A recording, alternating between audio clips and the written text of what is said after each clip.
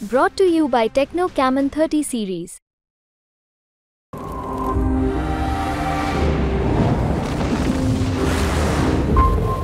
जहाँ तक हमारी ओपिनियन का सवाल है कि यह कांटे का मुकाबला है, लेकिन आंकड़ों पर यदि हम जाते हैं तो कांग्रेस का दावा कोई बहुत ज़्यादा टिकता नज़र नहीं आता। बिल्कुल देखिए, 7 चरण संपन्न हो चुके हैं आज और अब बस मतगणना की बारी है। देश के हिसाब से बात करें तो कोई डाउट नहीं है, एनडीए की सरकार बनने जा रही है। इस बार लोकसभा चुनाव मुख्य रूप से सचिन पायलट और कृणाल मीणा के बीच रहा है। जब तक कृणाल मीणा यहाँ चुनावी मैदान में नहीं आए थे तब तक कांग्रेस का पलड़ा बहुत भारी था और अच्छा था उनका। लोकसभा चुनाव अपने अंतिम दौर की तरफ जा रहा है और परिणाम की तारीख भी अब नजदीक आती जा रही है और उस परिणाम तारीखों से पहले एग्जिट पोल का सभी इंतजार कर रहे हैं। लेकिन हम दौसा से आज आपको एग्जिट पोल बताते हैं किसका पलड़ा भारी है और कौन माइनस में है। हमारे साथ जर्नलिस्टों का एक पैनल है, इनसे बात करते हैं। सर, तारीख नजदीक है परिणामों की, सब इंतजार कर रहे हैं एग्जिट पोल का। दौसा का किस तरीके देखते हैं एग्जिट पोल, अगर आपसे पूछे कौन भारी है? एग्जिट पोल में कांग्रेस के हौसले पूरी तरह बुलंद है और कांग्रेस उम्मीदवार को और उनके समर्थकों को लग रहा है कि वे भारी मतों से यह लोकसभा सीट जीतेंगे। और पिछले 3 बार की जो हार हो रही है उसमें एक बार फिर कांग्रेस खाता खोलने की तैयारी कर रही है। लेकिन भारतीय जनता पार्टी की यदि हम बात करें तो भारतीय जनता पार्टी का ये कहना है कि कांग्रेस जो दिखा रही है वह केवल दिखावा है, यह पोल है। जीतेगी भारतीय जनता पार्टी ही, इसमें कोई नया होने वाला नहीं है। यह अलग बात है कि जो जो गर्मी बढ़ती है तो कांग्रेस के हौसले और बुलंद हो जाते हैं। लेकिन जैसे जैसे अब मौसम बदल रहा है और बादल होने लगे हैं और काउंटिंग की तिथि लगभग आ चुकी है, ऐसे में अब परिणाम सामने है और भारतीय जनता पार्टी जीतेगी। जहाँ तक हमारी ओपिनियन का सवाल है कि यह कांटे का मुकाबला है, लेकिन आंकड़ों पर यदि हम जाते हैं तो कांग्रेस का दावा कोई बहुत ज़्यादा टिकता नज़र नहीं आता, क्योंकि जिस तरह की परिस्थितियाँ पिछले 3 चुनाव में रही है, SC ST के वोट बैंक का जो रुझान रहा है उसको देखते इस बार कोई ज़्यादा परिवर्तन देखने को मिलने वाली बात नज़र नहीं आती है। लेकिन सर, 1 महीना हो गया लगभग, सारे समीकरण को सेट करके 1 महीने के बाद में क्या लग रहा है कि एग्जिट पोल के अनुसार कौन निकल रहा है आपको? जिस समय टिकट चुनाव में घोषणा हुई थी, टिकटों का वितरण हुआ था, उस समय कांग्रेस की परिस्थिति ये थी कि कोई टिकट लेने को भी तैयार नहीं था। और आज वही कांग्रेस अपने एनवायरनमेंट के हिसाब से यही नहीं, प्रदेश में भी 5-7 सीटों का जीत का दम भर रही है। लेकिन चूंकि ऐसा बीजेपी वालों का कहना है और विशेषज्ञों का भी मानना है कि SC ST वोट बैंक करीब 70 से 80% बीजेपी के खिलाफ रहता है, जो हर बार की तरह इस बार भी खिलाफ रहा है। उसमें कोई बहुत ज़्यादा नया परिवर्तन नहीं आया। लेकिन जिस तरह वोट ऑफ परसेंटेज कम हुआ है उसको देखते हुए इसमें कोई पोल निकलने की संभावना है। लेकिन कांग्रेस के हौसले निश्चित रूप से बुलंद है और वो अपनी जीत को सुनिश्चित मानकर चल रही है। कहना अभी जल्दबाजी होगा, परिणाम का इंतजार करना चाहिए।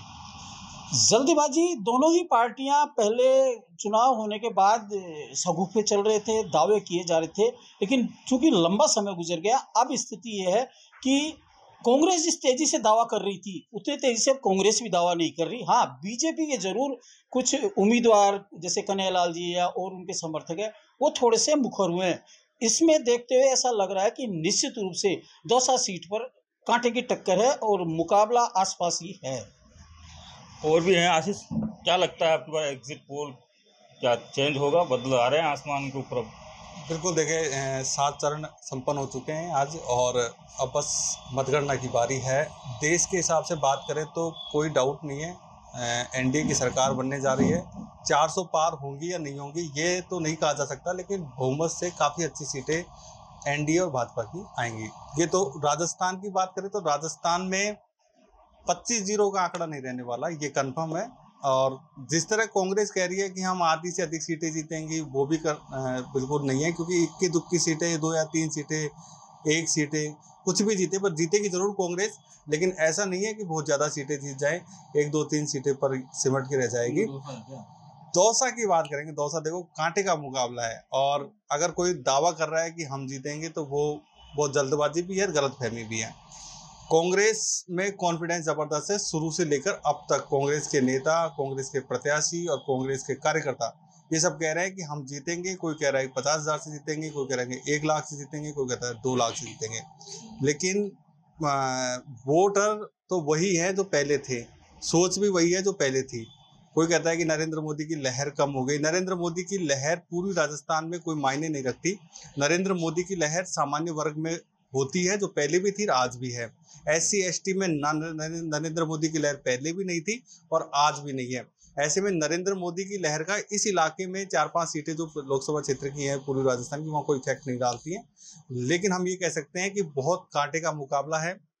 कांग्रेस अपने आप को मजबूत जरूर कह सकती है, लेकिन भाजपा कमजोर नहीं है, ये मैं कह सकता हूँ।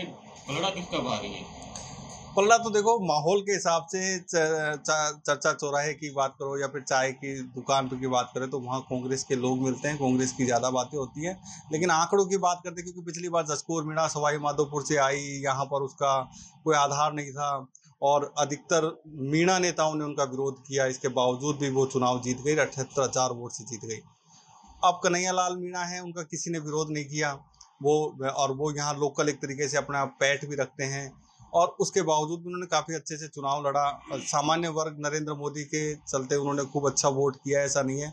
वोट प्रतिशत कम हुआ तो इससे ये कहना कि भाई जनरल कास्ट ने वोट नहीं दिया, ऐसा गलतफहमी है। क्योंकि जो आजकल जो अवेयर होता है, जो जागरूक होता है, वो वोट करता है। जनरल कास्ट में अवेयरनेस है, इसमें कोई शक नहीं है और वोट के प्रति तो अवेयरनेस है। अब वोट किसका कम हुआ है वो तो 4 जून को 12 बजे 12:30 बजे से पता चलना शुरू हो जाएगा। पता चल ही जाएगा क्लियर कि 12:30 बजे कौन जा रहा है कौन आ रहा है और फिर रुझान आएंगे तब पता चल जाएगा। लेकिन मैं ये कह सकता हूँ कि कांटे का मुकाबला होगा, बहुत कम वोटों से हार जीत होगी और भाजपा कमज़ोर नहीं है। कांग्रेस भले ही चाहे मजबूत हो, लेकिन भाजपा कमज़ोर नहीं है। कांटे की टक्कर है। पारासर जी, 12 किसके बजेंगे अब की बार? देखो, अब इस बार लोकसभा चुनाव मुख्य रूप से सचिन पायलट और कृणाल मीणा के बीच रहा है।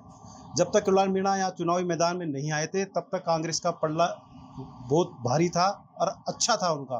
कृणाल मीणा ने जैसे ही यहाँ की चुनावी कमान संभाली उसके बाद में ST के मतदाताओं का ध्रुवीकरण हुआ है। वो बीजेपी की तरफ भी गया है और वो कांग्रेस की तरफ भी आया है और वही स्थिति SC मतदाताओं में भी रही है, उनका भी ध्रुवीकरण हुआ है। क्योंकि यहाँ कृणाल मीणा पिछले 20, 25, 30 सालों से सक्रिय रूप से भूमिका निभा रहे हैं और सचिन पायलट को भी अपन यहाँ नकार नहीं सकते। उनका राजनीतिक जीवन भी यहीं से दौसा से शुरू हुआ है। इसलिए यहाँ कांग्रेस और बीजेपी का मुकाबला नहीं रहा, किसी भी सूरत में नहीं रहा। और अब जैसे बात करें अपन गुर्जर मतदाता, सैनी मतदाता, तो जैसे ये मुकाबला आमने सामने हुआ कृणाल मीणा और सचिन पायलट के, तो सैनी मतदाता वो बीजेपी के फेवर में चले गया। गुर्जर मतदाताओं में भी ध्रुवीकरण हुआ है। दौसा जिले के जो 5 विधानसभा क्षेत्र थे उनमें तो उन्होंने सचिन पायलट के पक्ष को मानते हुए कांग्रेस के फेवर में किया है। लेकिन जैसे थानागाजी है, बस्सी है, चाकसू है, वहाँ उन्होंने उसको बीजेपी के फेवर में किया है। 1 महीना हो गया लगभग, सारे समीकरण सेट करके प्लस कौन? देखो, प्लस अपन बात करें ना तो जिस प्रकार से मतदाताओं का ST SC के जो मतदाताओं का ध्रुवीकरण हुआ है उसकी स्थिति में तो बीजेपी ज़्यादा अच्छी स्थिति में है। हालांकि कांग्रेस पूरी तरह से दावा कर रही है, लेकिन मैं मानता हूं कि हार जीत का मुकाबला 25-30 हज़ार से ज़्यादा नहीं होगा यहाँ पर। और एक बात मैं दावे के साथ कहता हूं कि दौसा लोकसभा सीट से अगर कांग्रेस हारी तो पूरे राजस्थान में कांग्रेस का सोपड़ा साफ है और अगर यहाँ से कांग्रेस जीतती है तो पूरे राजस्थान की 6 से 7 सीटें कांग्रेस की आएगी। गौरव जी, क्या लगता है आपकी बात? पारासर जी कह रहे हैं कि दौसा हारी तो 25 की 25 सीटें बीजेपी खाते में जाएगी। देखो, मुझे तो ये लगता है कि दौसा का जो चुनाव परिणाम है वो बहुत ही रोचक होने वाला है। दौसा हॉट सीट बनी हुई है। कांग्रेस को पूर्ण विश्वास राजस्थान में कहीं है तो ये है कि भाई दौसा सीट हम जीत रहे हैं और बीजेपी के लिए एक बहुत बड़ी चुनौती है कि दौसा सीट हमको जीतनी है। यहाँ प्रधानमंत्री मोदी तक को मैदान में उतारा गया, किरोड़ीलाल मीणा ने इस्तीफा देने की धमकी की, तो दोनों ही दलों के लिए एक बहुत चुनौतीपूर्ण चुनाव है और मतदाताओं के लिए भी परिणाम उतना ही रोचक है। और अपन पीछे चलें तो जो वोटिंग परसेंटेज कम हुआ था उससे समीकरण सारे गड़बड़ाए थे। चुनाव में शुरू में कांग्रेस आगे लग रही थी, किरोड़ीलाल मीणा ने जैसे ही जोर लगाया या वो सक्रिय हुए या शपथ उन्होंने इस्तीफा देने की बात कही, कई मतदाताओं को सौगंध वोगंध दिलाई, उससे मुकाबला फिर रोचक हो गया। फिर लास्ट में ये हुआ कि साहब ST SC वोट ज्यादा कांग्रेस में जा रहा है, आरक्षण का भी मुद्दा चला तो चलो कांग्रेस जीत रही है, लेकिन ST SC वोटिंग उतनी हुई नहीं। उससे ये हो गया कि भाजपा फिर मुकाबले में है। तो बड़ा परिणाम रोचक आने वाला है, बहुत क्लोज मुकाबला रहने वाला है। या तो बहुत क्लोज जाएगा मुकाबला या फिर बहुत बड़ी कहीं ना कहीं पोल निकलेगी कि बड़े अंतर से कोई चीज कोई पार्टी दोनों में से कोई जीतेगी। तो पोल निकलेगी या क्लोज रहेगा मुकाबला, लेकिन होगा रोचक चुनाव, परिणाम बड़ा रोचक है, नजर पूरी रहेगी, पूरे राजस्थान की नजर रहेगी दो सकते। पोल में किरोड़ीलाल मीणा का इस्तीफा बच जाएगा कि निकल जाएगा? किरोड़ीलाल मीणा का इस्तीफा अब 7 सीटों से जुड़ गया है। पहले तो दौसा सीट, पहले महुआ से बात की उन्होंने, फिर दौसा सीट की बात की, अब पूरे 7 सीटों की बात कर ली। तो ये बचना बड़ा मुश्किल हो गया है, क्योंकि 7 सीट में से कोई एक सीट तो कांग्रेस जीत ही जाएगी। अब देखने की बात है, और जीत और बचाता है तो किरोड़ीलाल मीणा की भी एक बहुत बड़ी जीत होगी, क्योंकि वास्तव में उन्होंने बहुत मेहनत की और उसी की वजह से ये जो चुनाव बीजेपी दौसा में टक्कर में आई है। देखो मेरा तो ये मानना है कि किरोड़ीलाल जी ने अगर इतनी मेहनत नहीं की होती या ये शपथ सौगंध और इस्तीफे की बात नहीं करते तो या बीजेपी टक्कर में नहीं आ रही थी। टक्कर में आई है और अब मुकाबला बहुत क्लोज है, परिणाम बड़ा रोचक होगा। अब ये तो 4 जून को ही पता चलेगा कौन जीतेगा। फिर भी प्लस देखो अब जैसे 50-50% की बात करते तो 51% यहाँ कांग्रेस लग रही है, ये जन चर्चा से लग रही है।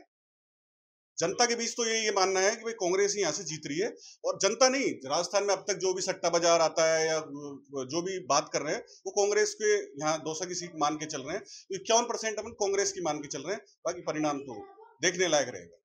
परिणाम देखने लायक रहेंगे। और भी हैं कुछ, क्या लगता है पुष्पेंद्र की अब की बार 12 किसके बजेंगे और कौन लास्ट तक टिका रहेगा? अभी कहना असंभव है। दौसा की सीट पर प्रधानमंत्री नरेंद्र मोदी की बात करें तो वो भी आए थे, उन्होंने भी प्रचार किया है।